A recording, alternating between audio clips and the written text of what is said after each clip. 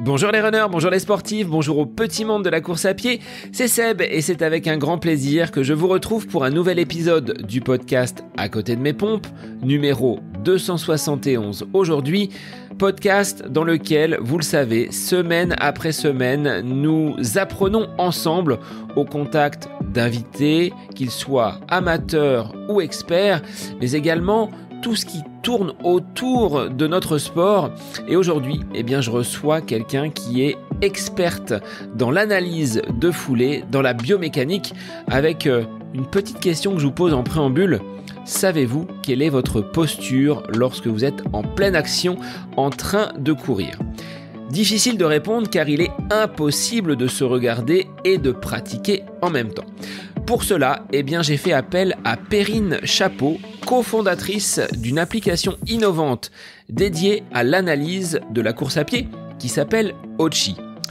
Ancienne sportive de haut niveau et kinésithérapeute, Perrine nous partage son parcours et ce qui l'a mené avec son mari à créer cet outil.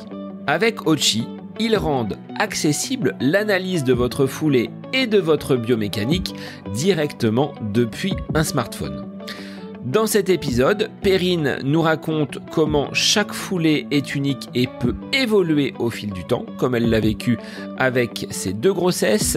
Elle explique également comment Ochi aide à cibler les points qui vont être à améliorer en proposant des exercices de renforcement musculaire adaptés à chaque coureur. Que vous soyez un coureur débutant ou un coureur confirmé, je vous invite à tester et à découvrir cette application Ochi, disponible sur iOS et Android, et je remercie bien évidemment sa cofondatrice Perrine pour ses précieux conseils autour de la foulée et ce qui nous permet d'avancer au quotidien, à savoir nos pieds. Il est temps pour moi de vous laisser profiter de cet épisode. Ochi, l'analyse de votre foulée et de votre biomécanique dans la poche avec Perrine Chapeau. C'est le nouvel épisode du podcast À côté de mes pompes pour lequel je vous souhaite une très belle écoute. Bonjour Perrine, sois la bienvenue sur le podcast À côté de mes pompes aujourd'hui avec un épisode et un sujet qui va intéresser bon nombre de coureurs puisque nous allons traiter de la foulée avec une application. Tu es la créatrice et je vais te laisser en discuter un petit peu, mais au préalable, je vais te laisser te présenter. Oui, bonjour dans un premier temps et je suis très très contente d'être ici pour parler de la solution qu'on a développée il y a à peu près 3 ans. C'est vrai que ça a été une aventure depuis voilà ces quelques années parce que à la base donc on était deux sportifs de haut niveau plutôt sur 400 mètres et j'ai aussi une formation de kiné du sport. Donc c'est vrai que j'ai un petit peu lié les 2 passions que j'avais pour créer une solution qui pouvait être utilisée par tous, parce que c'est vrai que quand on parle de biomécanique, souvent on parle de laboratoire, d'analyse avec des capteurs, des caméras un peu partout, et c'est pas accessible. Donc ça m'énervait un petit peu finalement. Et c'est surtout qu'en fait, donc voilà, à la base de ce projet, on était 2 et Calden Evans, qui est donc le 2e cofondateur, avait des gros soucis au niveau du genou. Et moi, en tant que kiné, j'arrivais pas à le soigner. Donc, c'était un peu embêtant quand même. C'était un peu frustrant. Je commençais à me poser des questions. Et c'est vrai qu'on avait, il a vu tous les médecins du monde. Il a fait énormément de tests et on n'arrivait pas à comprendre d'où venait vraiment sa blessure. Et c'est quand j'ai commencé à travailler dans une clinique d'analyse biomécanique que là, évidemment, je l'ai fait venir tout de suite. Et puis, après plus de 3 heures d'analyse, on a en fait compris que son problème ne venait absolument pas des genoux, mais des pieds. Et donc, on a fait de la proprioception, on a fait du renforcement et au fur et à mesure des mois, on a vu que la douleur commençait vraiment à disparaître et il a pu retourner à des compétitions au niveau sur 400 mètres. Et donc, en fait, vraiment, à ce moment-là, on s'est posé la question de sortir les analyses qu'on avait fait en laboratoire pour les mettre accessibles à tous sur terrain, pas simplement sur tapis roulant où, comme on connaît tous, c'est un petit peu casse-pipe, et vraiment mettre ça sur un environnement où on était vraiment le plus naturel possible. Donc sur terrain. Et on a réussi, après 3 ans de recherche, de développement avec des laboratoires, à vraiment mettre en place une application d'analyse biomécanique en course à pied. Donc, Ochi. D'où vient ce nom Ochi? Parce qu'il y a toujours une histoire derrière ces acronymes, derrière ces noms. Et je vais te laisser en dire 2 mots. Oui, donc en fait, bon, pour la petite histoire, on va dire romantique pour nous. Donc le cofondateur, donc Keldon, c'est aussi mon mari maintenant. À la base, c'était qu'un athlète que je soignais, puis de fur et à mesure du temps, voilà, maintenant ça fait 14 ans qu'on est ensemble, et il est jamaïcain. Et donc sa ville d'origine, c'est Ocho Rios en Jamaïque. Et donc quand on part en vacances là-bas, en fait les locaux, quand ils veulent par exemple appeler le taxi ou autre, ils appellent Ochi, Ochi, Ochi. Ils vont à Ocho Rios, mais ils vont à Ochi. Et donc c'était un peu catchy pour nous, on va dire, ce nom-là. On trouvait que c'était sympa. Et surtout sur l'application, on voulait pas un nom lié au running, parce que par exemple en football, on court. Rugby, handball, basketball en cours. Et donc, c'est vrai que s'il y avait eu ce nom course à pied ou running, les gens se seraient un petit peu limités à la course à pied comme on la connaît sur terrain. Et donc on a choisi Ochi. Ça nous va bien. Donc, quand on est au boulot, on pense aux vacances. Et quand on est en vacances, on pense au boulot. Donc, c'est plutôt super agréable, on va dire ça comme ça. Donc voilà, ça vient de là. Comment on passe, Perrine, de cette idée à une application aujourd'hui disponible sur les grands Play Store, que ce soit sur Android ou sur Apple? Comment vous avez cheminé? Est-ce que vous aviez déjà des connaissances dans le développement d'applications? Est-ce que vous avez fait appel à des professionnels? Tu l'as dit, hein, un laboratoire de biomécanique qui aujourd'hui peut être utilisé à partir de notre téléphone. Oui, voilà. Alors, au début, c'était entre guillemets rock'n'roll, hein, parce qu'on était en plein confinement quand on a commencé à penser l'application. À la base, donc déjà, il fallait savoir si les gens étaient intéressés par de telles analyses. Donc, ce que je faisais, j'utilisais les réseaux sociaux, par exemple surtout Facebook, avec tous les groupes de running possibles et imaginables, et je posais simplement des posts en demandant aux personnes s'ils étaient intéressés par une analyse vidéo de leur course à pied. Alors, ça fonctionnait assez rapidement. Les gens m'envoyaient leurs vidéos de course de profil, comme on le fait encore aujourd'hui, hein, sur l'application. Ce que je faisais, c'était une capture d'écran, pose de pied, de la foulée, donc pose de pied. Et je tirais avec ma petite règle, mon petit crayon. Je faisais tous les calculs d'angle à la mano. Et après, je demandais une visio à la personne pour expliquer les résultats. Donc en fait, en plus de leur donner des résultats qui étaient quand même solides, hein, parce que bon, je suis kiné, j'étais spécialisée dans la biomécanique, donc je leur sortais pas des trucs voilà, hein, qui n'avaient pas de sens, hein. C'était vraiment 1 heure de visio avec la personne pour expliquer exactement ce qu'il en était. Et en fait, les gens ont commencé à en parler. J'avais de plus en plus de personnes qui m'envoyaient des vidéos, et en fait, je me suis retrouvée à un certain moment où j'avais une semaine pleine sur l'agenda où les gens veulent expliquer voilà l'explication de leur vidéo, et donc là je suis allée voir mon mari en disant écoute, là je crois qu'on a quelque chose entre les mains, qu'est-ce qu'on fait? On a tout de suite tout arrêté, on a dit bon voilà, on va monter notre société et on va aider les gens à avoir une bonne technique de course. Alors on savait pas du tout comment on allait faire ça, hein, parce que évidemment nous maintenant on utilise l'IA, on utilise les téléphones et quoi que ce soit, mais à la base, on n'était pas du tout pro là-dedans, hein. Lui, il était architecte, moi, je suis kiné, hein, donc rien à voir. Et donc, on a commencé à s'entourer de personnes qui s'y connaissaient un petit peu plus. On avait un copain qui était développeur, donc il a commencé à nous faire vraiment une partie MVP sur un téléphone pour pouvoir recevoir des vidéos des personnes, et puis voilà, être un petit peu plus loin dans le développement qu'on avait jusqu'à maintenant. Voilà, où moi, je faisais mes analyses papier.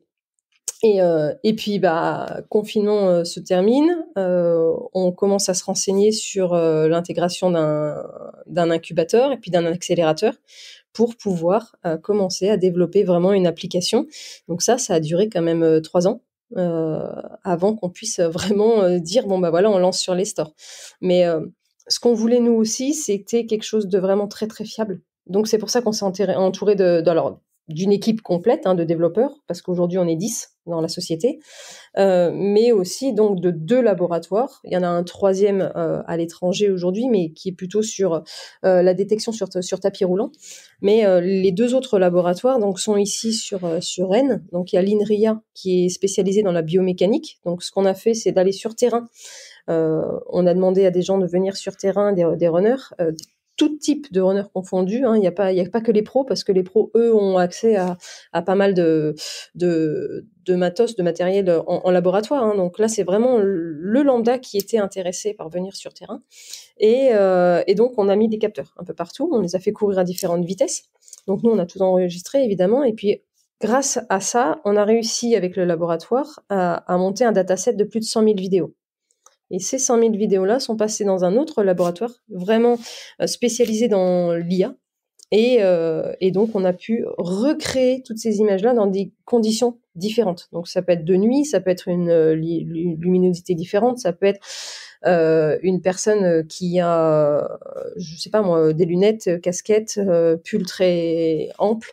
Enfin voilà, toutes les conditions possibles, en forêt, sur terrain, dans la rue, plein de monde autour. Voilà, pour pouvoir recréer un univers complet qu'on peut avoir dans la vie réelle, quoi. Et donc, grâce à ça, maintenant, notre application est très, très précise. On a notre propre IA spécialisée dans le running. Et surtout, l'analyse qu'on fait par derrière avec de la biomécanique, elle est aussi en fonction de 5 styles différents. Donc ça, c'est vraiment quelque chose qui est primordial. L'analyse est personnalisée en fonction de la taille, le poids et l'allure de course de la personne. Parce que voilà, on n'est pas des robots, on court pas du tout pareil. Et donc, il faut pouvoir nous adapter à chacun. Et c'est ce qui fait aussi notre force aujourd'hui. Alors justement, Perrine, on peut peut-être revenir sur ce pied si important pour le coureur à pied avec quelques petits rappels sur la biomécanique. Une foulée, elle se compose de quoi et comment vous allez pouvoir, derrière, avec ce regard de professionnel, l'analyser? C'est vrai qu'une foulée, déjà, il y a plusieurs phases. Il y a la phase d'appui et la phase de vol. Donc c'est sûr que ça, on prend en compte sur l'application, on prend en compte ces métriques-là qui sont très précises pour les entraîneurs, parce que eux, ils vont regarder ça si on recherche la performance. Et donc la phase d'appui, donc, ce qu'elle veut dire, c'est vraiment quand le pied est au sol. Et pour ça, il y a plusieurs possibilités. Donc on peut faire une attaque talon, on peut faire un midi-pied ou plante de pied. Donc là, la personne aussi est différente de ce côté-là, en fonction de sa morphologie, en fonction de si on est plutôt aérien ou plutôt terrien, ça va changer. Et puis il faut aussi savoir, donc ça on ne prend pas souvent en compte, et c'est surtout au niveau, pour les femmes, après grossesse, tout change. Position du bassin va changer, donc la pose du pied au sol va également changer. Et alors moi, j'en étais l'exemple parfait à ce moment-là, parce qu'en faisant du 400 mètres, j'étais plutôt plante de pied, il fallait réagir comme un sprinter. Après ma deuxième grossesse, j'étais en attaque talon. Donc ça, le corps peut changer. Il faut pas, en fait, quand on parle de foulée, il faut pas simplement regarder le pied non plus. Il faut aussi regarder le corps dans sa totalité, parce que ça va s'adapter en fonction de la vie aussi qu'on a, quoi, finalement. C'est pas parce qu'on fait quelque chose aujourd'hui qu'on va le faire aussi demain. Donc il faut pouvoir. C'est pour ça qu'on a fait aussi une analyse vidéo, parce que le corps va changer et il faut pouvoir se découvrir ou se redécouvrir au fur et à mesure du temps. Et donc cette foulée-là, oui, il faut la travailler, surtout quand il y a des douleurs. Donc une foulée peut évoluer, donc ce qui est hyper important en course à pied, évidemment. Est-ce que naturellement notre foulée est la bonne, ou est-ce qu'il y a besoin quand même de l'améliorer et de la faire progresser? C'est souvent la question. Pourquoi aurais-je besoin de modifier ma foulée, et qu'est-ce que va m'apporter une solution pour l'analyser? Voilà. Alors, on va devoir changer sa foulée quand il y a des blessures, quand il y a des douleurs. Il n'y a pas de foulée idéale. On n'est pas des robots et on le sera jamais, même si l'IA est là. Non, il n'y a pas de foulée idéale. Mais c'est sûr que voilà, si on a des bobos, si on voit que ça titille quand on commence à aller courir, là, c'est parce que le corps réagit, veut nous faire passer un message.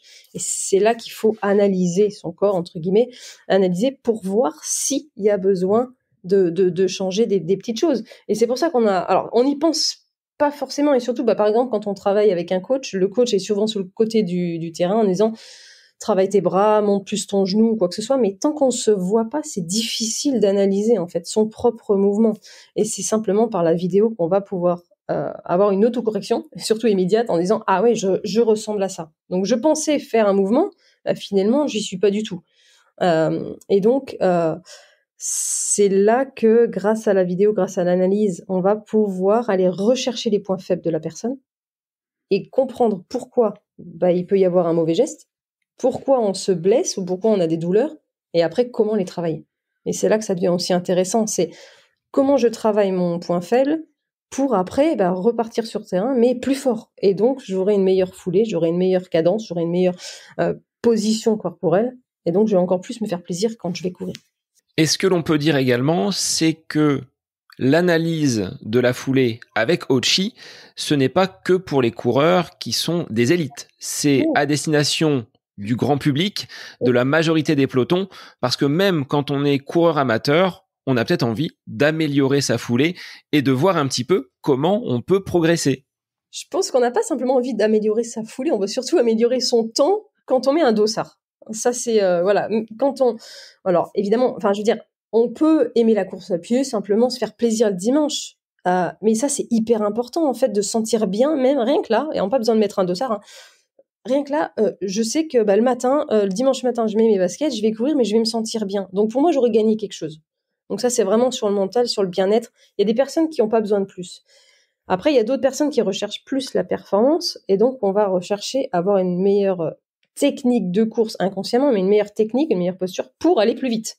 Et c'est là qu'on peut travailler, en fait. On n'a pas besoin d'être élite pour se dire que je vais courir plus vite. Non, on peut. C'est vraiment l'application, c'est pour ça qu'on l'a créée. C'est pas pour les élites. Eux, comme je l'ai dit tout à l'heure, ils ont accès à pas mal de choses. Ils ont accès au labo, ils ont accès, à tout type de soins s'il y a besoin. Hein. Les kinés sont là, ils ont besoin d'une radio. Au bout d'une semaine, ils ont un rendez-vous ou même moins pour aller faire une radio. Nous, il faut attendre 6 semaines. Qu'est-ce qu'on fait pendant 6 semaines quand on se blesse? Déjà, on est frustré. Moi, j'appelle ça le coureur sur le canapé avec un paquet de chips. Parce qu'il attend, il est frustré, il peut pas aller courir. Et donc, de fil en aiguille, tout est négatif. Donc là, l'application, elle est vraiment, vraiment faite pour celui qui recherche personnellement quelque chose. Simplement ça. Est-ce que tu estimes que pour quelqu'un qui vient encadrer un groupe, comme je le suis, ça peut être intéressant quand on accueille des coureurs débutants? Toi, ces nouveaux coureurs qui, en début de saison, arrivent, de tout de suite les passer dans l'analyse de façon à peut-être mettre en avant des points à corriger et prévenir des blessures. Oui, parce que quand on commence un sport, on connaît pas le bon geste. Donc déjà d'une, c'est quand même important de déjà voir ce que fait la personne. Donc en course à pied, voir un petit peu son style au naturel. Et de pouvoir peut-être progresser déjà plus personnellement avec cette personne-là. Et la personne en retour, en fait, ce qu'elle va apprécier, c'est que l'entraîneur, il me suit moi. Je suis débutant, je suis pas pro, je suis pas champion olympique, mais l'entraîneur, il est là pour moi, en fait. Et donc, le fait d'avoir une analyse et d'avoir l'entraîneur qui va me dire, bon, toi, ton point faible, il est là, on va travailler ce point-là. Alors que, toi, c'est autre chose. En fait, la personne, l'athlète, va se sentir quand même valorisé, encadré. Et donc ça, je pense que c'est hyper important. Même pas simplement travailler la technique de course sur la posture, c'est aussi le côté humain qui reste présent avec l'entraîneur en disant t'es là, t'as décidé de faire la course, on va y aller ensemble et on va s'amuser tout au long de l'année à te faire progresser pour que toi, personnellement, ce que tu recherches, mettre un dossard ou simplement te faire plaisir le mardi soir quand tu viens, on va le faire ensemble, quoi. Donc c'est hyper important de faire ça en début de saison. Et la biomécanique, c'est pas quelque chose qu'on fait une fois, ça change tout le temps. Donc le but, c'est aussi de le faire régulièrement pour voir les points faibles, est-ce qu'ils ont amélioré, est-ce qu'ils se sont améliorés, ou est-ce qu'il faut retravailler d'autres petites choses parce que y a des choses qui ont changé dans la vie personnelle et donc la posture est différente aussi. Donc c'est intéressant et c'est primordial de le faire régulièrement. Alors Perrine, tu disais que ton mari était blessé au niveau du genou et finalement vous avez trouvé que tout partait du pied. Est-ce que bien souvent, cette partie du corps, le pied, est souvent délaissée alors que c'est la seule surface de contact que l'on a avec le sol quand on court?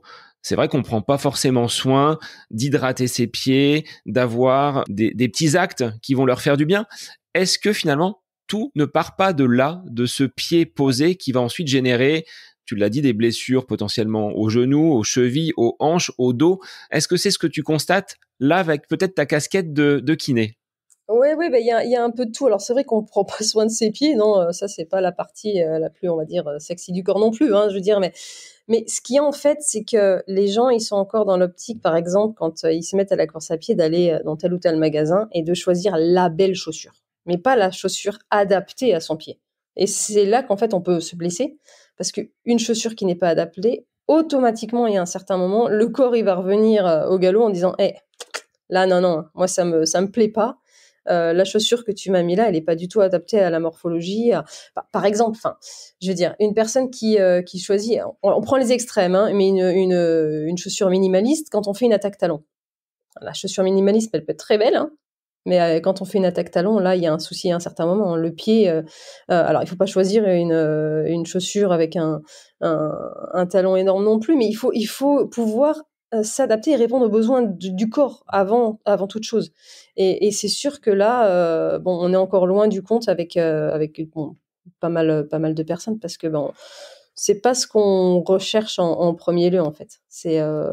Euh, on veut être beau quand on court, mais on va pas prendre soin de son corps avant toute chose. Et c'est dommage, c'est dommage. Et c'est là qu'il faut retravailler, travailler, retravailler pour que le mouvement du pied se fasse bien. Et comme on l'a dit tout à l'heure, en chaîne montante, donc du pied vers le genou, vers la hanche, tout soit bien emboîté, parce que en fait, le corps humain, euh, toutes les parties du corps humain s'emboîtent. Et donc, si à un moment ça coince, il y a douleur automatiquement. Et ça part de la base en course à pied, ça c'est sûr. Alors, ça part de la base, mais c'est aussi la position la position de la tête. Donc, le regard joue énormément aussi sur ce qu'on a, pour le coup, en chaîne descendante. Donc là aussi, il faut faire attention. Parce qu'une personne qui regarde vers le bas en courant, c'est tout le haut du corps qui va basculer. Donc, la foulée sera différente et donc le mouvement du pied sera différent. Là aussi, il faut faire gaffe. Est-ce que tu peux expliquer justement cette différence? On parle souvent de cycle avant, cycle arrière. Qu'est-ce qu'ils impliquent et est-ce qu'on a des profils de coureurs différents sur le plan des chronos, sur le plan de la vitesse, entre quelqu'un qui va être plutôt porté vers l'avant et l'autre qui va plutôt ramener les jambes de l'arrière? Ouais. Alors c'est dur à expliquer quand il n'y en a pas de graphisme ou pas d'image, mais si on regarde par exemple les Kenyans sur marathon, on voit bien que leur jambe arrière, elle remonte très très haut sous la fesse. Et donc ça va automatiquement avoir un impact sur le cycle avant, donc la jambe avant, pour qu'elle puisse se poser sous le centre de gravité. Donc le centre de gravité, par exemple, on part du nombril, on tire une ligne toute droite vers le sol. Là, c'est une image, hein, mais évidemment, ça c'est un peu le centre de gravité. Donc plus la jambe arrière va remonter haut, plus il y aura le temps pour la jambe avant de se positionner sous le centre de gravité. Si, contrairement, la jambe arrière ne remonte pas assez fort, on n'aura pas le temps d'aller en cycle avant sous le centre de gravité. Donc automatiquement, et pour la plupart des gens, le pied va se poser en avant, donc attaque talon. Et c'est là que douleurs peuvent être présentes. Et donc, travailler cycle avant, cycle arrière est hyper important. En fait, on ne le pense pas vraiment. Et c'est là qu'en fait, tout ce qui est gamme de course ou la proprioception rentre en jeu. Et on fait ça depuis le plus jeune âge, hein, avec les enfants sur le terrain, et on leur explique pas pourquoi en fait les gammes sont importantes. Souvent c'est pas la partie fun de l'entraînement, mais elles sont hyper importantes pour le reste le reste de la séance, ou après quand on est plus âgé sur des distances. Mais cycle avant, cycle arrière, il faut absolument les travailler.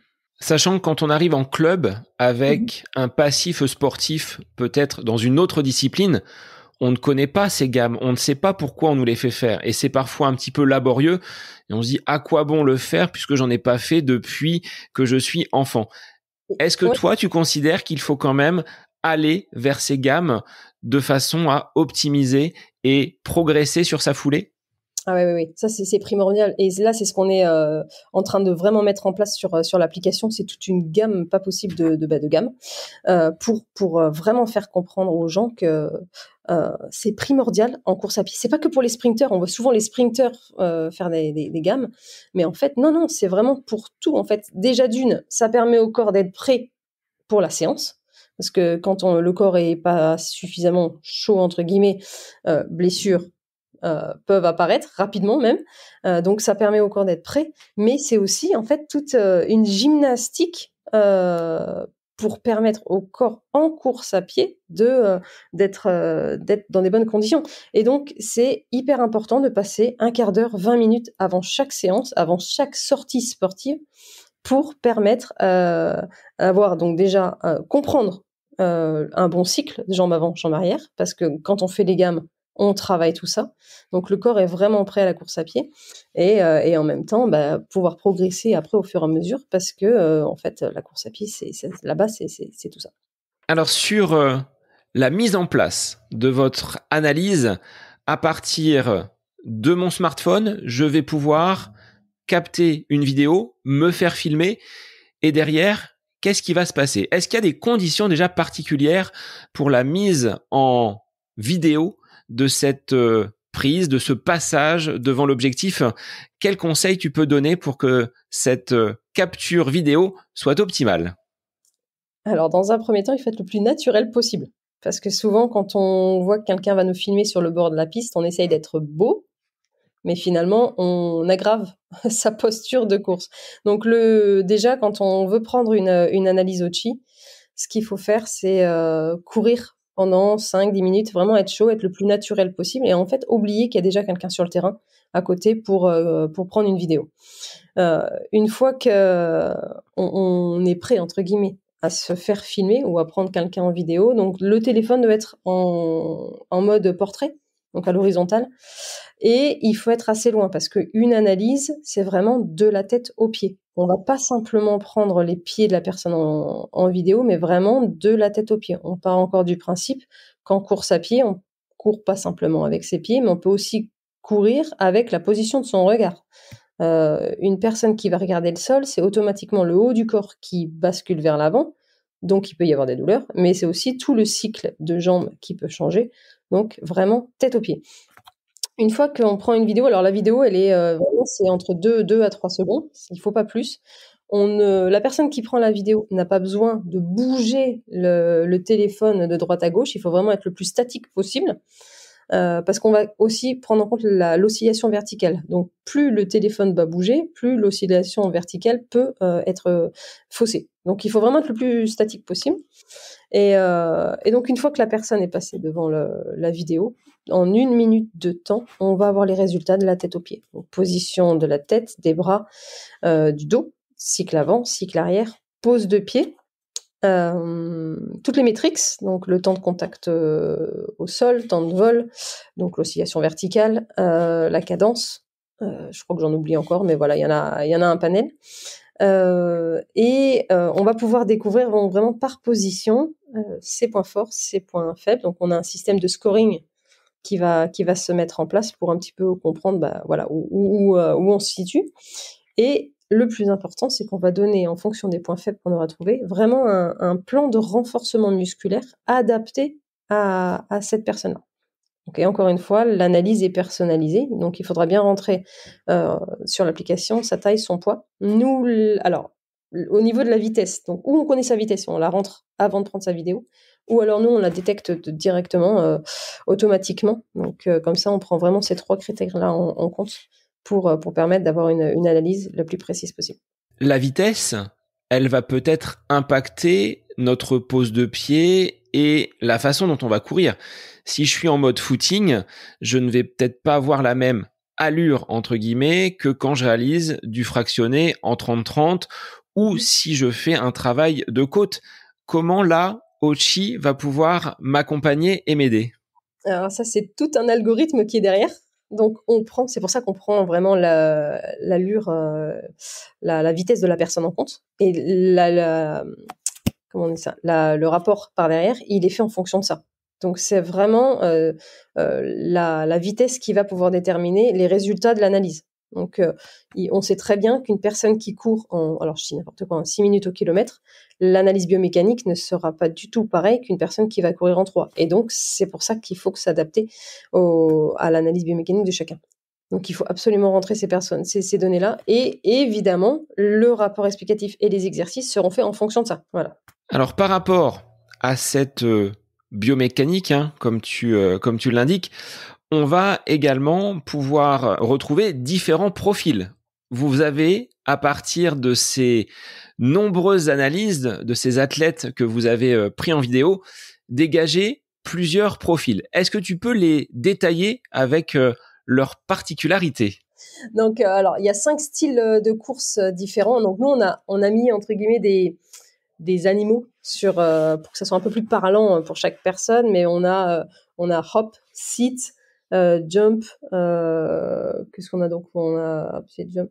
Je sais plus ce qu'on a, mais voilà, on a 5 différents. Il faudrait que je les revoie. Hein. C'est vrai que je les ai pas revus depuis longtemps, mais donc il y en a 5 différents. Et le but de chaque style, en fait, donc on a réussi, en fait, au niveau de les personnes, par exemple, donc on a tous un style différent, mais on a réussi à regrouper dans 5 styles de course le plus grand nombre de personnes. Donc ça, c'est quelque chose, c'est de la recherche qui a été faite. Nous, on n'a rien inventé de ce côté-là. Donc on va plutôt être attiré par un style ou autre, en fait, en fonction de sa morphologie, en fonction de sa technique de course, tout simplement au naturel. Et donc, nous, avec l'analyse qu'on fait par derrière, en fonction d'un style, par exemple, si on prend le style hop, donc on est plutôt kangourou, on est plutôt aérien, et l'oscillation verticale est assez importante, on va donc mettre cette personne-là dans cette catégorie, ce style-là de course, et en fonction de ça, on va pouvoir travailler le style de la personne pour se rapprocher au maximum de la position idéale pour le style hop, par exemple. Et donc ça, c'est vraiment pour les 5 styles différents. On va travailler ça pour chaque personne en fonction de sa morphologie naturelle, plus les premières analyses qu'on aura fait sur Ochi. Alors après, on est sur des profils, comme tu l'as dit. C'est pas parce qu'on est kangourou qu'on peut pas aller peut-être piocher dans d'autres animaux. C'est comme ce côté terrien, aérien. On a une tendance vers l'aérien ou une tendance vers le terrien, mais on n'est pas avec ce curseur entre 0 et 100. C'est pas aussi radical que cela. Non, mais c'est sûr qu'on l'a déjà vu avec certaines personnes, par exemple, des personnes qui font du 10 km et qui font du marathon. Évidemment, l'allure est différente. Donc, le style peut changer aussi.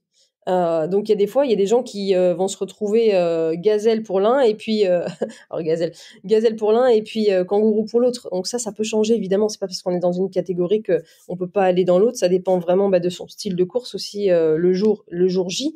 Mais en fonction de cette analyse-là, on va pouvoir nous adapter pour essayer de pousser la personne à être de mieux en mieux au niveau de la technique et de la posture de course, parce que la personne qui va préparer un marathon va rester dans un style pendant un certain temps et travailler des points faibles pour aller jusqu'au marathon. Donc là aussi, on rentre on peut varier. Après, c'est vrai que être aérien et terrien le lendemain, c'est un peu plus radical, je pense.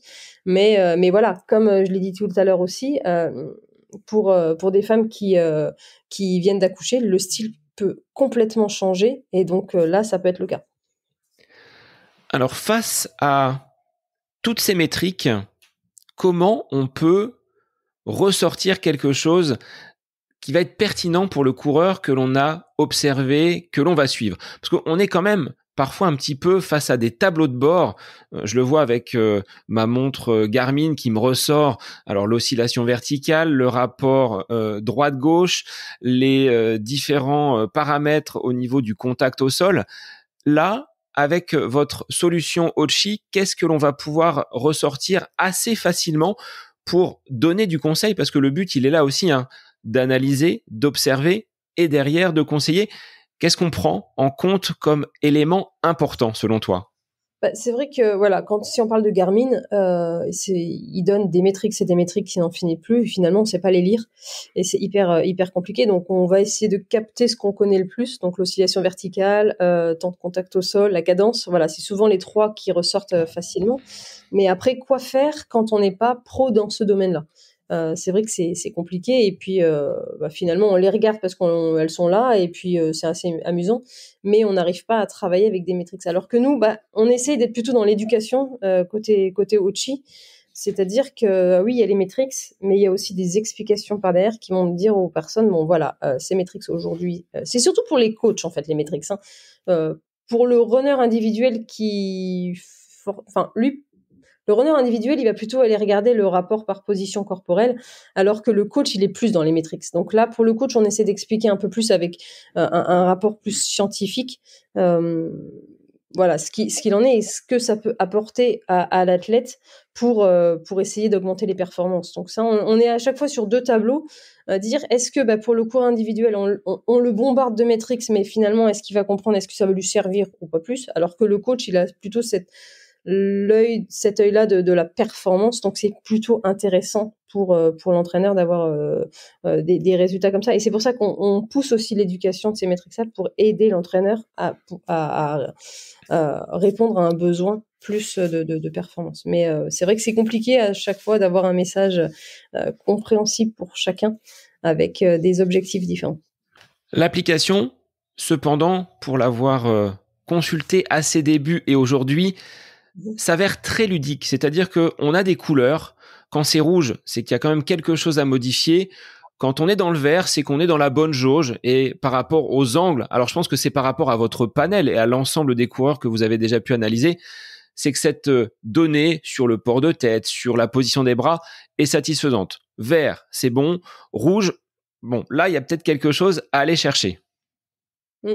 Ouais, tout à fait. On essaye aussi, voilà, comme j'ai dit, il y a ce côté éducation qui est là et le côté gamification. C'est surtout ça aussi, hein. On est sur les 2 tableaux, tout en restant dans quelque chose de très spécifique, scientifique, parce que on n'a pas inventé la biomécanique. La biomécanique, elle est là depuis des années. Par contre, on essaye de la rendre accessible. Et c'est pareil pour l'IA. L'IA, elle est là, mais on la rend accessible. Et c'est vrai que avoir ce jeu de couleurs sur l'application, ça parle rapidement à chacun, hein. C'est comme un feu rouge, un feu vert, tout le monde comprend s'il faut y aller ou pas. Et quand on est dans le rouge, en fait, la personne, elle va réagir. C'est surtout ça, c'est en disant, oh là là, là mon dos, je suis complètement penché en avant, je suis rouge, mais pourquoi je suis rouge? Et souvent les personnes, en fait, quand elles voient le rouge, elles nous disent régulièrement, ah mais oui, mais c'est vrai que en fait j'ai mal au dos quand je suis au bureau, je suis toujours penchée, quand je travaille, je suis toujours penchée sur mon ordi, et c'est vrai qu'à la fin de la journée, oui, j'ai mal au dos. Ça vient de là parce que tu es complètement penché en avant, tu as des douleurs lombaires. Donc qu'est-ce qu'on va faire pour réduire ces douleurs-là? Et donc l'application est là pour un petit peu être la police de la biomécanique et la police de la technique et de la posture, en disant oui, là fais quelque chose parce que sinon ça peut s'aggraver aussi. Donc on essaie de montrer à la personne qu'il faut réagir.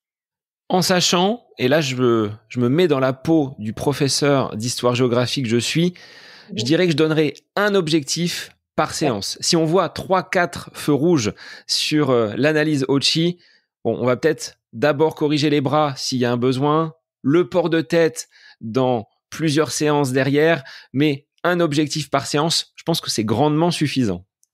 Oui, parce que ça prend du temps. C'est pas en une fois qu'on va pouvoir tout remettre d'aplomb, hein. Donc ça c'est certain. Après sur l'appli, là aussi, on essaye d'être carré de ce côté-là. En fait, on a fait un top 3 des positions à travailler. Et donc, quand on met en place le plan de renforcement musculaire, la personne va pouvoir nous dire si elle a 10 minutes devant elle le jour J pour travailler.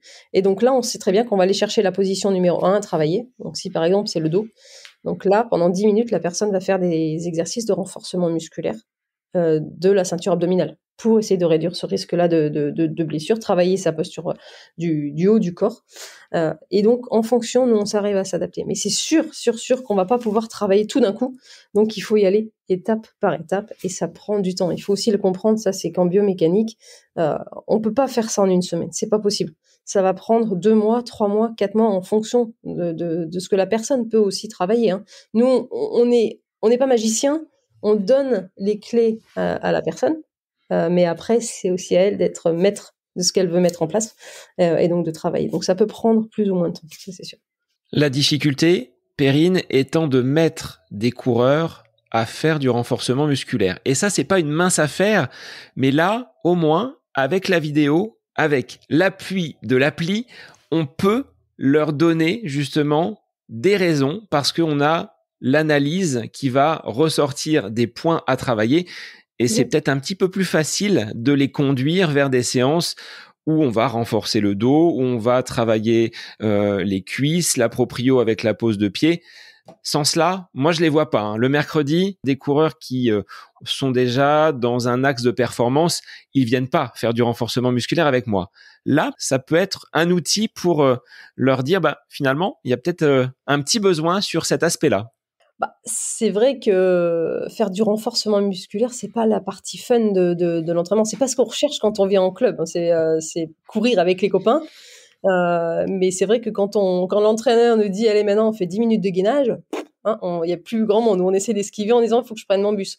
Mais voilà, c'est essentiel pour, enfin, si on recherche, c'est toujours pareil, en fait, quand on recherche quelque chose, la performance, mais ça peut être dans n'importe quel domaine, hein, où, il y a un moment, il faut passer par les étapes qui sont moins rigolotes. En course à pied, voilà, c'est le renforcement musculaire, c'est du renfort, c'est du gainage, c'est de la proprioception, c'est des gammes, des choses qu'on veut pas trop travailler à premier abord. Mais finalement, voilà, quand on a compris que c'était essentiel, il y a un certain moment, on le fait aussi. Et c'est vrai qu'en groupe, en club, c'est quand même plus sympa. Donc, même s'il y a l'entraîneur sur le côté qui a le chrono en disant allez hop, il reste 1 minute de gainage, on le fait parce qu'on sait très bien qu'à la ligne d'arrivée, le chrono fait aussi la différence. Alors, moi, j'ai pas que le chrono, je le fais avec eux. Donc, on est ensemble et on vient souffrir ensemble. Ah, magnifique. Bon, voilà, non, mais c'est ça qui est sympa aussi, c'est quand l'entraîneur est dans la même galère, entre guillemets, en disant on souffre tous ensemble, mais on réussit aussi tous ensemble. Et c'est une équipe, hein. Course à pied, c'est un sport individuel, mais finalement, c'est aussi un sport d'équipe. Donc c'est vrai que voilà, qu'on prépare les interclubs tous ensemble, ou qu'on prépare une course où on se met tous sur la même ligne de départ. C'est vrai que voilà, l'entraînement est fait, les moments entre guillemets qui sont moins plaisants en faisant du renforcement musculaire, des gammes ou autres, ils sont passés. Mais maintenant, le but c'est aussi de s'éclater sur une course et de passer la ligne d'arrivée sans avoir de regrets. Et là, donc, ça passe par là en fait. L'entraînement est complet et maintenant on se fait plaisir. J'avais une petite question par rapport à l'interface qui est la chaussure sur notre foulée. Est-ce que vous avez fait des tests où les coureurs étaient pieds nus et avec leurs chaussures, et est-ce qu'on constate des différences quand même importantes ? Oui, c'est sûr que par exemple, quand on court pieds nus, on va déjà plus courir en attaque talon. Donc ça change énormément. Rien que là, une personne, et c'est pareil sur tapis roulant. Tapis roulant, si on a beau faire une attaque talon à la base, là on la fera plus parce que déjà le tapis roulant va nous pousser, et donc la foulée est complètement différente. Donc oui, la chaussure a un vrai impact. Alors ça peut être positif ou négatif, mais c'est primordial de regarder un petit peu ce qui se passe dans les deux cas. Tout à fait. Avec Ochi, on n'a pas seulement une analyse one shot en disant aujourd'hui on est le 12 novembre, tu cours comme ça. On peut, après peut-être un mois de travail de renforcement musculaire, ce que tu disais, refaire une analyse et vous allez pouvoir soit améliorer le score ou donner des valeurs qui sont un petit peu différentes, mais qui montrent l'évolution. Oui, c'est ça. Le but, c'est ça, hein. C'est comme j'ai dit aussi tout à l'heure, c'est que la biomécanique, ça se travaille. Donc, on fait une première analyse. Et ce qui est intéressant, c'est de faire l'analyse. Alors, si on a travaillé entre-temps, hein, parce que si on fait une analyse et qu'on ne fait rien pendant 15 jours, 3 semaines, ça sert à rien. Là, c'est sûr que le corps n'aura pas changé, entre guillemets, hein.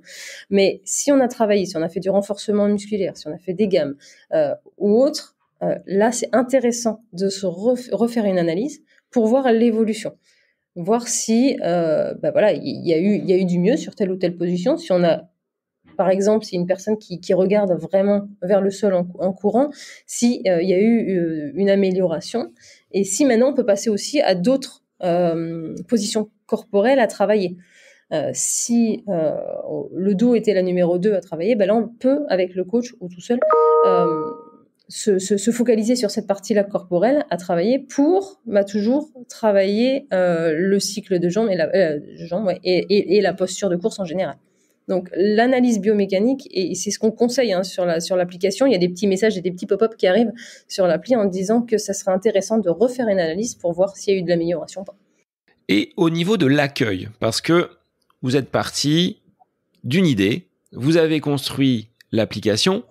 Maintenant, il faut la diffuser, la déployer dans ces pelotons de coureurs, dans les clubs, et vous êtes aujourd'hui même partenaire avec la Fédération française d'athlétisme.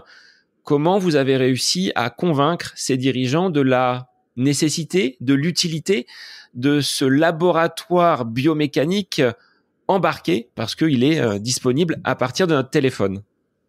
Ouais, bah alors ça a été un travail de longue haleine et c'est sûr que ça se fait pas du jour au lendemain, mais c'est beaucoup d'éducation. On a fait pas mal de posts sur les réseaux pour éduquer au niveau de la biomécanique. On a fait pas mal de blogs déjà, on écrit pas mal d'articles sur notre site internet pour que les gens comprennent que voilà, c'est essentiel dans notre sport. Et c'est sûr qu'on va avoir un partenariat en plus avec la Fédération française d'athlètes, donc ça donne du poids. C'est eux qui ont dispatché le mot dans les 2500 clubs en France, donc c'est sûr que ça permet aux entraîneurs de comprendre que la biomécanique et l'analyse vidéo en général est quand même essentielle pour l'entraîneur, mais aussi pour les athlètes et surtout pour les athlètes parce que souvent on se voit pas en vidéo, c'est pas quelque chose qu'on fait au quotidien.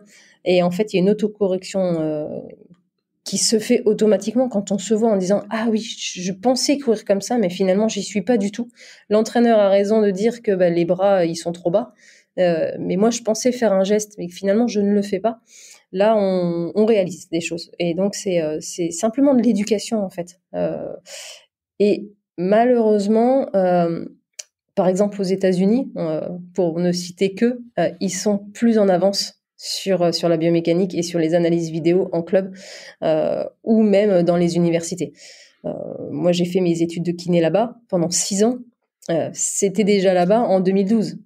Et en France, on n'y est encore pas partout, malheureusement. Et c'est ce que j'essaie de changer en fait avec cette application-là. C'est voilà, dire aux clubs, aux entraîneurs et même aux athlètes qu'il y a des choses qu'on peut mettre en place sur terrain. Et il faut les utiliser. Il y a beaucoup de personnes aussi qui ont peur de l'IA. Non, en fait, l'IA, il faut l'utiliser correctement, mais elle est là. Alors, pourquoi pas l'utiliser? Et c'est ce qu'on veut mettre aussi en avant. J'en viens, Perrine, à l'analyse. Tu disais faire 10-15 minutes d'échauffement, faire un passage donc latéral. Est-ce que tu pourrais voir, toi, un intérêt entre une analyse en début de séance et une analyse en fin de séance? Parce que on voit souvent sur un début de course une foulée qui va être propre et avec la fatigue, une foulée qui aurait tendance à se dégrader. Est-ce que vous avez constaté une nette dégénérescence de la foulée? Oui, on l'a testé. Hein. Nous, on est là, donc dans la société, on est 10, donc on fait beaucoup de tests sur terrain, et c'est ce qu'on fait. On fait une analyse en début, milieu, fin, et ça dépend aussi des distances. Par exemple, quand on a l'un ou l'autre qui veut se préparer à un marathon, par exemple, on lui dit pendant ces séances de prendre des vidéos 5 km, 10 km, 15 km pour voir aussi, en fait, au niveau de la fatigue, ce que ça donne au niveau biomécanique. Et souvent, c'est le cas, en fait. Le corps fatigué, et il y a un moment, on commence à se pencher plus en avant, ou la jambe arrière, elle remonte pas assez, les bras, de plus en plus, hop, ils sont beaucoup moins à 90 degrés d'un coup. Donc oui, c'est hyper important aussi de pouvoir faire, si on peut, des analyses à plusieurs moments d'une séance pour voir aussi cette évolution corporelle et voir si, par exemple, si en début de séance, il y a un souci au niveau biomécanique, par exemple les bras qui sont beaucoup trop fléchis, est-ce que au fur et à mesure de la séance, ça reste comme ça ou pas? Si en début de séance, c'est déjà dans le rouge, c'est qu'en fin de séance, ça risque d'aller être aussi, quoi. Donc, il y a des points qui nous permettent, c'est des petites alertes qui nous permettent de travailler plus spécifiquement sur un point ou sur un autre. Pour le moment, l'analyse, elle se fait de façon latérale. Le coureur passe devant la caméra. Est-ce que vous envisagez des prises de face et de dos? Parce que des coureurs, et j'en ai dans mon groupe, vont avoir tendance à balancer les bras d'avant en arrière, certes, mais également le bras qui passe devant le tronc de façon peut-être un peu trop prononcée, ce qui empêche une bonne biomécanique. Est-ce que ce sont des évolutions auxquelles vous avez déjà pensé? Alors, on a sur l'application, c'est accessible aujourd'hui déjà, mais vraiment première version, on va dire, une analyse de dos. C'est vraiment sur tapis roulant, on peut découvrir le mouvement du pied. Alors plutôt pronation, supination pour le moment. Donc c'est vraiment que les angles qui apparaissent.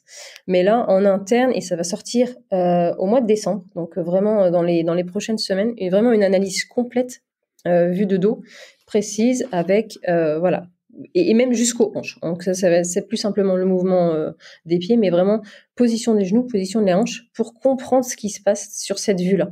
Donc là, ça peut déjà être un point pertinent pour certaines personnes, et puis aussi pour le choix des chaussures. Pour le coup, là, on y est. Dans certains magasins, on propose ces analyses-là de dos avec sur tapis, et pour certaines autres personnes, non. Donc si elles peuvent aller en salle de gym, prendre une vidéo de dos, comme ça elle comprend le mouvement du pied, et puis après elle a acheté une paire de chaussures, c'est déjà aussi un petit plus. Ça, c'est ce qu'on a voulu mettre en place, et c'est aussi parce qu'il y a des gros groupes qui font appel à nous et qui veulent cette analyse là de dos. Mais ça c'est un premier point. Et en interne également, donc là je suis en train de développer la partie face de la tête jusqu'aux hanches pour l'instant, pour déterminer un petit peu, par exemple, le mouvement des bras. Est-ce qu'un coureur a le bras qui passe cette ligne imaginaire au niveau au milieu du tronc, pour voir si il y a des petits sourds à travailler ici, s'il y a du renforcement pareil à faire pour éviter ce balancement, ou alors la position de la tête aussi, balancement de la tête qui part dans tous les sens. On en connaît une sur marathon qui le faisait très bien et j'ai eu la chance de la rencontrer, c'est Paula Radcliffe. Peut-être qu'elle aurait dû utiliser l'application pour essayer de voir ce qui se passait à ce moment-là, mais non, ça c'est un autre sujet. Mais oui, il y a beaucoup de développements qui sont en train de se faire au niveau de l'application, parce qu'on sait très bien qu'une analyse que de profil, c'est pas assez. Ce qu'on veut, c'est une analyse à 360 déjà d'une, et puis évidemment retravailler d'autres métriques en fonction pour avoir la solution complète pour chaque coureur. Avant de conclure cet épisode, Perrine, j'avais quelques questions d'auditeurs et de Patreon que je salue, qui soutiennent et qui financent le podcast, à commencer par la question de Thomas, qui m'indique: la foulée est une foulée naturelle. Est-ce que c'est celle qui est la plus adaptée à notre bon fonctionnement corporel ? La foulée naturelle. Oui, alors la foulée naturelle, il faut, comme on l'a dit tout à l'heure, on a chacun notre foulée, on a chacun notre technique. Après, il faut la travailler. Il faut la travailler avec des gammes. Il faut la travailler avec de la proprioception. Et il faut surtout la travailler si on a des petites douleurs. Donc, on a toujours l'impression qu'on a la meilleure foulée au monde. Et tant mieux, parce que on est fiers de ce que l'on est. Et il faut rien changer si il n'y a pas de petits bobos qui s'installent. Autre question posée par David. Entre la clinique du coureur et Volodalen, comment te positionnes-tu, et est-ce que le simple volume augmenté en course à pied peut permettre d'améliorer sa foulée ? Ça, c'est des questions spécifiques. Alors, je vais pas prendre parti pour une technique ou pour une autre. C'est vrai que nous, on a créé la solution avec notre point de vue Ochi, je vais l'appeler comme ça, parce que je pense que, voilà, comme je l'ai dit, on n'a pas inventé la biomécanique, on a simplement utilisé. Après, chacun a son point de vue de ce côté-là, et je pense que tout le monde se respecte, tout le monde respecte le point de vue de l'un ou l'autre. Après, moi, c'est vrai que je vais pas cacher que j'ai pas pris des petites idées à droite à gauche, ça c'est sûr. Mais après, sur l'application, comme c'est moi qui ai fait les premiers algorithmes et c'est moi qui ai eu la chance de travailler avec des laboratoires de renom, j'y ai créé un petit peu mon âme à travers cette application-là, donc mon point de vue à moi. Donc, après, c'est sûr que quand on veut travailler, quand on est côté coureur, il faut aussi, je pense, tester plusieurs choses différentes, et puis après s'approprier celle qui nous convient le mieux. Donc ça peut être la technique de la clinique du coureur, ou ça peut être la technique Ochi, mais chacun peut s'y retrouver. Il y a des choses qui ont été développées, mises en place, mises à disposition des coureurs, donc chacun peut s'y retrouver. Nouvelle question de Thomas, collègue professeur d'histoire-géographie. Sa question est: est-ce que augmenter de façon significative un travail en côte va permettre à un coureur terrien de devenir un petit peu plus aérien ? C'est spécial, ces questions-là. C'est difficile à vraiment. C'est surtout au niveau de la technique de course en règle générale. En fait, quand on va surtout faire du renforcement musculaire quand on fait des côtes, ça plus qu'autre chose, on va travailler certains muscles qu'on ne va pas travailler sur le plat, tout simplement. Donc après, pouvoir passer de l'aérien au terrien ou vice versa, ça c'est il va falloir faire de la recherche en laboratoire pour pouvoir avoir des données précises, je pense. Mais en tout cas, oui, il faut faire des séances de côte. Après, elles sont pas rigolotes, celles-là, hein. Je les ai vécues pendant des années, surtout le lundi soir. On le sent, on le sent bien le lendemain. Après, est-ce que ça change la technique de course proprement dit, passer de l'un à l'autre? Là, il va falloir que je me renseigne. Question posée par Nicolas. Quelle est la foulée la plus économe lorsque l'on veut monter sur marathon? Est-ce qu'il y a finalement une foulée qui se dégage de vos analyses et de vos statistiques? Non, là c'est toujours pareil. On est chacun différent. On a notre style et il faut travailler ce style-là. Il faut rester vraiment dans son style de course. Alors oui, comme je l'ai dit tout à l'heure, on peut changer en fonction de l'allure. Ça peut changer. Si on fait un 10 km, on n'aura pas la même technique que quand on va courir sur marathon. Mais je pense que c'est primordial de garder cette idée-là en tête, qu'on est tous différents, on a tous son style, sa technique de course, mais après travailler pour se rapprocher de la technique idéale. Alors toujours, hein, idéal, elle ne veut pas dire robot, hein, pour être le plus performant possible. Mais tout se joue dans la posture et dans le renforcement musculaire. C'est primordial. Après, voilà, c'est vraiment ça en fait qu'il faut retenir. Alors ça rejoint un petit peu la question posée par Sophie. Comment concrètement on va pouvoir améliorer sa foulée? Qu'est-ce que tu peux nous dire sur ça? Gamme de course, les gammes. Il faut travailler les gammes. En fait, il y a vraiment des exercices spécifiques course à pied, donc ça s'appelle les gammes. Il faut les faire, il faut les refaire, il faut les aimer ou les détester à un certain moment. Il faut surtout les aimer, il faut les faire pour pouvoir avoir que le corps s'adapte à la course à pied.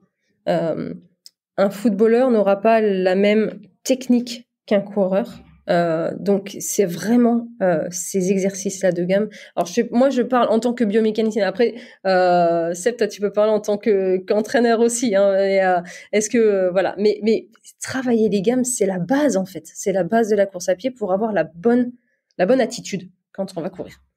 Alors, 2 dernières questions. Tout d'abord, celle de Marie-Ange qui indique que sa foulée est différente en fonction du terrain, si elle est sur la route ou sur le trail ou sur tapis. Est-ce que ça va avoir un impact sur le corps, sur le dos, sur les articulations, cette différence de terrain? Ah bah c'est surtout le terrain trail. Là pour le coup, il faut être très très fort, donc il faut travailler en plus la proprioception, parce qu'un pied qui n'est pas fort, ça peut amener à vraiment des grosses blessures. Un pied qui n'arrive pas à réagir rapidement sur un caillou, par exemple, ça peut être une entorse assurée. Donc, quand on court sur des terrains différents, le pied doit pouvoir s'adapter plus ou moins rapidement. C'est sûr que si on est sur une pelouse, on a quand même moins de risques de blessure. Et quand on revient de blessure, c'est ce qu'on dit toujours. Va d'abord courir sur une pelouse. C'est soft, hein, c'est tout mou, avant de se relancer sur de la route ou sur un tapis roulant. Tapis roulant, on est moins maître aussi de sa technique. Donc là, on est plutôt passif, alors que sur terrain, on est actif. Et c'est voilà, le trail, c'est vraiment, moi j'appelle ça le dernier terrain quand on sait que son corps est prêt. Voilà, il faut en plus des gammes, il faut faire la proprioception quand on veut faire du trail pour vraiment que le corps réagisse rapidement sur un terrain qui n'est pas tout plat, quoi, tout simplement. Et même en descente, il faut pour que le corps réagisse rapidement, hein. Il faut que les articulations soient prêtes à ce type de terrain-là. Et donc là, ça se travaille. On peut pas passer du jour au lendemain à un tapis roulant à un trail. Ça, c'est pas possible. Le corps va réagir, il va nous rappeler à l'ordre rapidement, je pense. Donc il faut se préparer. Et dernière question, celle posée par Lydie qui indique que quand la séance dure et avance, à la fin, elle a vraiment du mal à lever les genoux. Alors, qu'est-ce que l'on fait? Est-ce que l'on allonge la foulée ou est-ce qu'on réduit par petits pas pour continuer à avancer malgré la fatigue? Ouais, c'est sûr que la fatigue, alors le lactique, je pense que c'est ça aussi qui rentre en jeu à ce moment-là. C'est compliqué pour finir une séance, voilà, qui est difficile. Après, il vaut mieux réduire la foulée L'augmenter, on va se passer en attaque talon, donc c'est pas mieux, hein, et on va plus du tout avoir une technique propre et une biomécanique qui va être active et positive. Donc là, il vaut mieux réduire sa foulée et surtout, alors là, on passe plutôt dans la physio aussi, c'est être maître de son mouvement. Donc respirer correctement, essayer d'avoir une technique la plus propre possible. Donc regarder bien à l'horizon, avoir le regard donc haut. Utiliser les bras, ce qu'on pense pas souvent à faire quand on est coureur, parce que les bras, bon, c'est la dernière chose qu'on veut travailler, certes, mais essayer, voilà, de tirer sur les bras et se relâcher pour pouvoir finir la séance. Le plus important de toute façon, c'est finir la séance. Donc, il faut écouter son corps et voilà. Je pense que réduire la foulée pour permettre de aussi réduire le lactique, c'est primordial. Perrine, j'aurais besoin en quelques mots que tu résumes un petit peu tout ce que l'on a dit autour de cette solution Ochi. Comment elle peut venir apporter des renseignements, faire progresser les coureurs. Je te laisse en quelques mots nous dire un petit peu les bénéfices de cette solution Ochi. Alors Ochi, c'est ce qu'on appelle ce qu'on a appelé, c'est un laboratoire dans la poche. Donc ça va permettre à chacun, quel que soit le niveau, quelle que soit la chose qu'il recherche, de se faire plaisir en course à pied. C'est vraiment ça. Donc quand on veut se faire plaisir en course à pied, ça passe par des analyses biomécaniques, ça passe par du renforcement musculaire et c'est ce qu'on veut mettre à disposition de chacun. Donc c'est vraiment grâce à un téléphone portable qu'on va pouvoir en 1 à 2 secondes de vidéo donner tous les points forts, les points faibles à la personne et permettre à chacun de travailler ces points faibles-là pour rechercher ce qui fait vibrer la personne en course à pied. C'est simplement ça. Donc le but, c'est simplement de rendre accessible ce qui avait avant simplement accessible en laboratoire avant aux athlètes de haut niveau. On est tous en fait son propre athlète de haut niveau et surtout ce qu'on recherche c'est la performance. À un certain moment, c'est la performance qu'on met quand on met une paire de baskets au pied, c'est qu'on recherche quelque chose. Ça peut être au niveau de la santé, ça peut être le bien-être et ça peut être la perf avec un dossard sur le torse. Voilà, c'est ce que j'ai grâce à ma passion de kiné et à ma passion en course à pied, c'est ce que j'ai voulu mettre en place. Après 3 ans de recherche, de développement et maintenant j'ai une équipe de 9 personnes derrière moi. On a réussi à permettre ces analyses-là et surtout voilà donner envie aux personnes aussi qui veulent se mettre à la course à pied de s'y mettre, mais de la bonne façon. Et donc ça passe par une analyse biomécanique. Je te laisse rappeler les liens pour que les auditeurs puissent se rendre sur les stores et retrouver cette solution, cette appli Ochi Running. Voilà, l'appli, elle est disponible aussi bien sur iOS que Android. Donc, vous téléchargez l'application. Il faudra s'inscrire tout simplement. Et à la base, donc il y a une analyse qui est gratuite. Alors, pas une analyse complète. Il y aura simplement une position que la personne pourra découvrir. Et évidemment, après, ça passe par système d'abonnement. Donc là, par mois, on est à 7 €. Donc, on a jusqu'à 3 analyses par abonnement. Et en fonction après du besoin, évidemment, les tarifs vont augmenter. Mais voilà, de toute façon, si la personne est intéressée, elle peut toujours venir vers moi et puis on peut discuter. L'humain est de toute façon toujours très très présent. Ça, on n'est pas une simple application. On est derrière. Il y a une équipe complète. Il y a des kinés, il y a des médecins qui sont derrière pour répondre à toute question si besoin. Alors avant que je te laisse repartir dans ces développements, ces évolutions de l'application, j'ai la traditionnelle dernière question du podcast. Qu'est-ce que tu fais, Perrine, quand tu es à côté de tes pompes? C'est-à-dire qu'il n'y a pas de running, il n'y a pas Ochi dans la conversation. Qu'est-ce que tu aimes faire? Oh là là là là, la bonne question. Je suis maman de 2 enfants. Donc je cours derrière mes filles. Elles ont 8 et 5 ans. Donc c'est vrai que c'est pas de tout repos, mais ce que je fais, je les emmène aussi à leur sport. Elles ont choisi de faire de la gym, elles ont choisi de faire du patinage artistique. Donc j'emmène l'une, je la regarde, je les regarde évoluer dans leur passion à elles, que ça soit la gym ou le patinage. Et surtout, voilà, ça c'est un petit peu ce que je fais quand je n'ai pas les baskets aux pieds. C'est rare, mais quand même, voilà. Surtout que je prépare un marathon. Ça y est, je me suis inscrite à mon premier marathon. Donc, il va falloir que vraiment je me mette à préparer ça sérieusement parce qu'il y a une ligne d'arrivée qui m'attend le 11 mai à Genève. Donc je te souhaite bon courage pour ce premier marathon, ce premier défi. Moi, j'ai mis 20 ans avant de me lancer et d'oser parcourir ces 42 km 195. C'est ça. C'est vraiment un défi personnel parce que, voilà, même si j'ai eu ma deuxième fille il y a 5 ans, reprendre la course à pied, ça a été difficile. Je vais pas le cacher. C'est pas parce qu'on crée une application que c'est tout facile. Non, je suis passée du 400 mètres, donc à haut niveau, à 2 grossesses. Donc j'ai dû m'arrêter, reprendre, ça a été très compliqué. J'ai fait un premier, alors 10 km c'est facile, mais on va dire le 21 ça l'était pas du tout. Je me suis pris une grosse claque en fait en faisant cette distance-là. Donc je me suis dit juste après la ligne d'arrivée que c'était plus jamais la course à pied, que c'était fini pour moi.